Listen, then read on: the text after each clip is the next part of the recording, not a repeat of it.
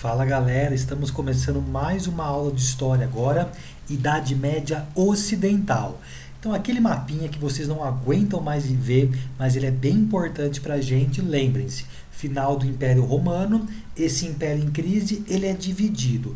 Parte oriental é o Império Bizantino, parte ocidental, o Império Romano do Ocidente, que vai se desmembrar numa série de reinos. Esses reinos chamados de reinos germânicos ou reinos bárbaros.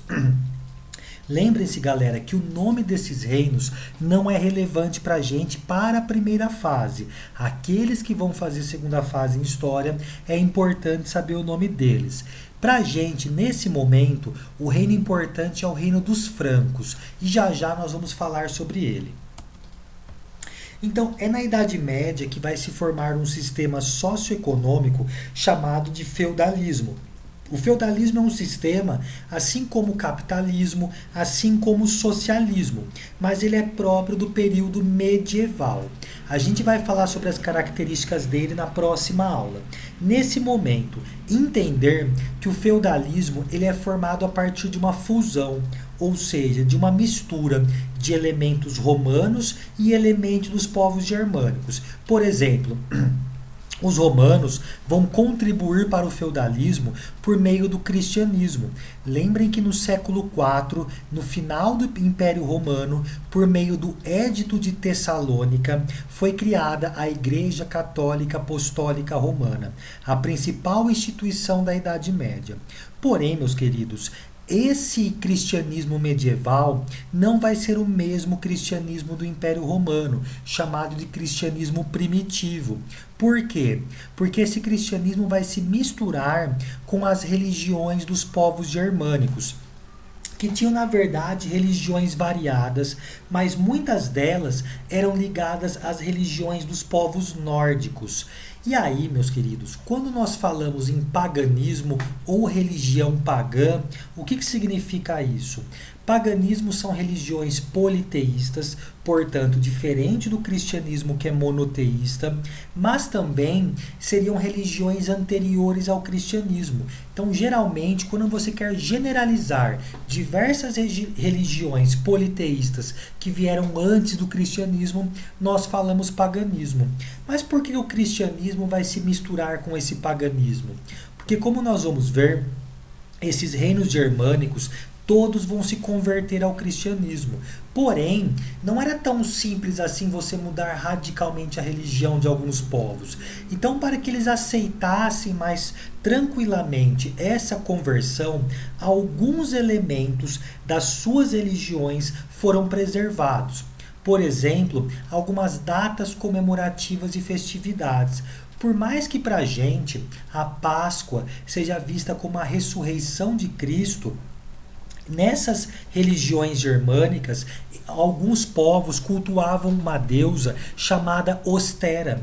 E a Ostera, ela tinha ligação com um ovo, e aí, tanto que no pé da Ostera vinha um ovo, e é daí que vem o ovo da Páscoa.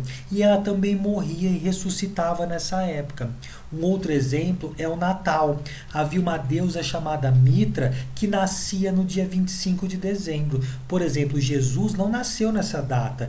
Possivelmente ele nasceu entre setembro e novembro, segundo alguns historiadores. Portanto, uma primeira mudança agora. O cristianismo é a religião principal da Idade Média, mas ele vai sofrer algumas mudanças, algumas adaptações para que os povos germânicos fossem convertidos. Além disso, no final do Império Romano, houve a prática do chamado colonato. O que era o colonato? Era quando os soldados deixavam as fronteiras e iam trabalhar nas terras dos generais, trabalhando como servos para os generais. Lembrem que o colonato ele vai trazer a ideia da servidão, o tipo de trabalho que predomina na Idade Média. Já os povos germânicos vão contribuir com o chamado comitatus. O que era o comitatus? Esses povos germânicos ou bárbaros, eles viviam em tribos, galera. E geralmente o chefe da tribo era o principal guerreiro dessa tribo. E esse chefe, para que os seus guerreiros mantivessem um laço de fidelidade com ele, era natural ele doar um título, uma terra ou até a mão da sua filha em casamento. Então a relação de comitatus é uma relação de fidelidade, de lealdade entre o líder guerreiro e os seus guerreiros. E essa relação vai dar origem na Idade Média à chamada relação de suzerania e vassalagem, que nós falamos na próxima aula. E Roma também vai contribuir com a língua, ou seja, com o latim, os textos, a Bíblia, a missa, tudo é feito em latim. E os germânicos vão contribuir com a ideia da ruralização da economia. Lembrem-se que em Roma, a maior parte da população romana vivia em cidades. Quem vivia no campo, a maioria eram escravos. Agora não. Nesse período medieval, a vida social, né, nessa época, ela é pautada no campo, no chamado feudo. Então entender, galera, que o feudalismo ele é formado a partir dessa mistura, tanto de características da Roma antiga como dos povos germânicos, beleza? Então, na aula de hoje, nós vamos ver o início da Idade Média, a Alta Idade Média, quando esses reinos foram formados, em especial o Reino dos Francos, que vai dar origem ao Império Carolíngio. Então, esse reino ele vai ser fundado por um guerreiro chamado Meroveu. É por isso que a primeira dinastia é a chamada Merovingia. Mas o primeiro rei importante para a gente dessa dinastia foi Clovis I. Foi Clovis que fez uma aliança com a Igreja Católica e converteu os francos ao cristianismo. Depois dos francos, outros reinos vão se converter também. Porém, após a morte do Clovis,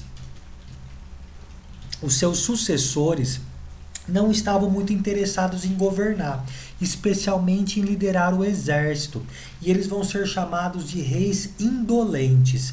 O que seria uma pessoa indolente? Uma pessoa preguiçosa, ou seja, reis que não queriam governar. Tanto que nesse contexto, quem vai se fortalecer dentro do palácio vai ser a figura do major-domus.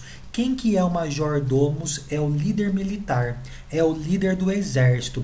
E com o passar do tempo, esses major-domos vão dar um golpe e vão fundar uma nova dinastia. No livro de vocês aparece como prefeito do palácio. É a mesma coisa. O prefeito é o líder militar entre esses caras. Então, por exemplo, o Pepino de Heristal, ele não foi um rei, ele foi um major-domus. E ele vai iniciar a expansão territorial dos francos. Já o seu filho, o Carlos Martel, ele vai evitar que os muçulmanos entrassem no Império dos Francos, ou melhor, no Reino dos Francos, por meio da Batalha de Poitiers. Então, lembrem, os muçulmanos haviam entrado na Europa, na Península Ibérica, e tentaram conquistar outras regiões, mas foram barrados pelos francos. E o filho do Carlos Martel vai ser um cara chamado Pepino Breve, que vai manter essa política expansionista e vai vencer os lombardos, onde eles viviam na Península Itálica. E olha a sacada do Pepino Breve. Ao invés de ele anexar esses territórios para os francos, ele vai conceder essas terras para a Igreja Católica, fortalecendo a aliança entre francos e entre igreja. Então, meus queridos, as terras que a igreja possui na Península Itálica é o chamado patrimônio de São Pedro. E essas terras vão permanecer nas mãos da igreja até o ano de 1870. Mas bem mais para frente a gente vê sobre isso. Beleza?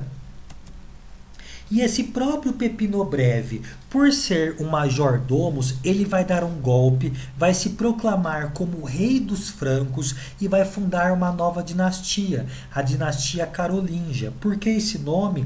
Em homenagem ao seu pai, Carlos Martel, porque em latim, Carlos significa Carolus.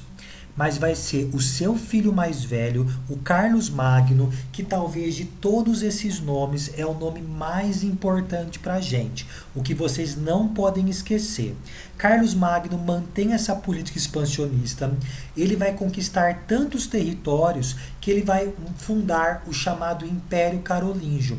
Tanto que a Igreja Católica vai coroar Carlos Magno como o imperador do Ocidente. É como se houvesse a fundação de um novo Império Romano por meio de Carlos Magno. Já já falamos sobre sua coroação. Ao mesmo tempo, por meio do renascimento carolíngio, Carlos Magno vai estimular a educação e as artes. Por isso, galera, que quando aparece aquela ideia Idade Média, Idade das Trevas, dando essa impressão que durante esse período não houve produção cultural, científica ou do conhecimento, é uma grande mentira. Você tinha produção sim de conhecimento, porém ela era monopolizada pela Igreja Católica. Havia uma espécie de censura para as pessoas de fora da igreja, mas jamais você pode assinalar uma alternativa que fale em Idade das Trevas. Então, por exemplo, ele vai fundar escolas e catedrais, vai estimular a música sacra, sagrada, religiosa e vai estimular a memória do Império Romano. Por meio dos monges copistas, esses caras vão copiar e divulgar escritos do Império Romano.